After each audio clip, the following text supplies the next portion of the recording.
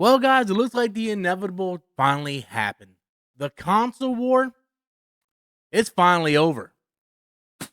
Let's go ahead and light a candle and remember Xbox for what they used to be. That's right, everybody. This is not hyperbole. The console war is officially over. I mean, GameStop has even come out and made it absolutely official. It's funny. When GameStop is trolling you, you know you have hit rock bottom. I mean, GameStop has been on life support for like a decade and a half now, but yet they are still coming out to troll Microsoft and the absolute fumble of what they have done with the Xbox brand. In the course of just 1 year, not only did we get Halo announced on the PlayStation 5 console coming in 2026, but we also got games like Gears of War showing up on the PlayStation console. The console war is officially over. There's going to be people out there raising the flag of PlayStation. They've won. And I would argue, not only do I feel like the console war has been over for about 4 or 5 years now, but I wouldn't even say PlayStation is the winner. Like I wouldn't come out here and say PlayStation. Like, how is PlayStation the winner? I mean, PlayStation has their exclusives other places as well. It isn't like Microsoft is the only company that's putting their IPs on other platforms. I have Spider-Man on the Steam Deck. Not only do I have Spider-Man on the Steam Deck, but you can play Spider-Man, God of War, and very important PlayStation IPs on the new Xbox ROG Ally. So really, did PlayStation win the console war? I beg to differ. I would actually say Nintendo won the console war because they are the only company that is doing their own thing. Really, the Nintendo Switch is the highest selling game console of all time. Not only that, but the games sell gangbusters. Like their software outperforms any exclusive software from either PlayStation or Xbox. So I would beg to differ that PlayStation is not the winner of the console wars. Oh, no, ladies and gentlemen. Nintendo is the king of the console war. I do not care that console war is over. I want the ability to play wherever I want to play. I like the idea of being able to play stuff like on my Steam Deck or on my PC or on my PlayStation. I sold my Xbox Series X the exact moment that Microsoft came out and said Indiana Jones is going to be going over to PlayStation 5. I remember that was the moment I sold my Xbox Series X because there was no point of me holding on to the Xbox Series X. And now that you have like GameStop coming out and actually just trolling and making jokes about it, it's absolutely funny. Look, Halo coming over to PlayStation, it's weird. It's weird. It feels weird, but it's not something like there's people out there that are just crashing out. Like they are losing their mind. Like it's just a video game. Who cares where the game lives as long as you get to play the game? I'd rather have Halo live on the PlayStation and PC platform than to have Halo die.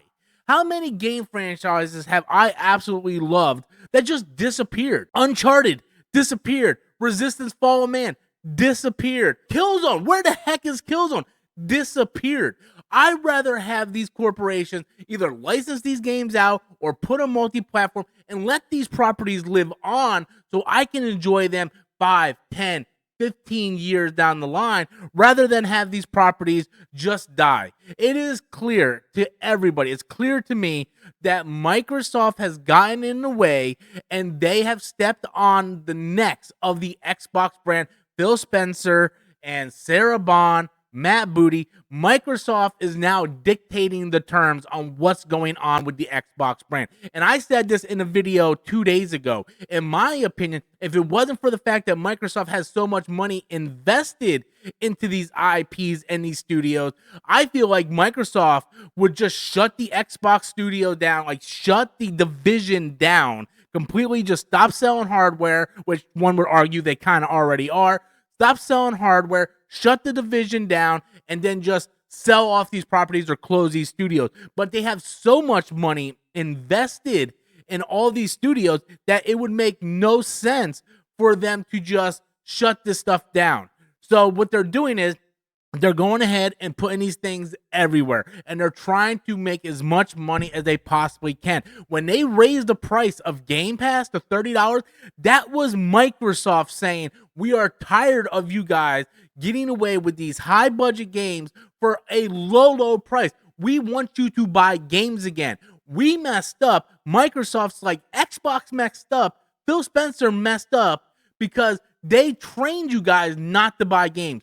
We are going to retrain you to buy games. We're going to increase Game Pass so much that it's going to force the users to buy games again instead of paying the $30 a month. And there will be people out there that's going to pay the $30 a month. I'm not one of them. I'm never going to be one of them. But it is a smart play because Microsoft's not going to come out and say, yeah, we're wrong. Game Pass actually hurt our brand. They're not going to do that. They're Microsoft. How many billions and trillion-dollar corporations come out and go, we're wrong? It's not going to happen, Jack. So instead, they increase Game Pass so high that it forces the users to really kind of look back and go, okay, what am I going to do? If I only want to play these two games, I'm just going to buy these two games. And that's the way it is. The absolute downfall of the Xbox brand. Microsoft has come in, completely revamped everything that the Xbox division has been doing, and now it's sink or swim time. I would not be surprised. I'm going to do a separate video on this at some point later. I would not be surprised in the first half of 2026 we find out Phil Spencer is stepping down, because you can no longer be a figurehead. Phil Spencer has been just a figurehead really since the ABK trial, and there's really no point of Phil Spencer continuing to just stick around and be a punching bag for this corporation when it's clear that Amy Hood and Satya is really the ones out there pulling the strings and making all the calls. Phil Spencer, Sarah Bond, they have absolutely no say on what's going on. They are just the front man to take a public beating every time Microsoft comes out and says something or changes something or does something that the community doesn't appreciate. At the end of the day, we are all just gamers, and it doesn't matter if you want to play on the Steam Deck, PC, PlayStation, Switch. It doesn't matter.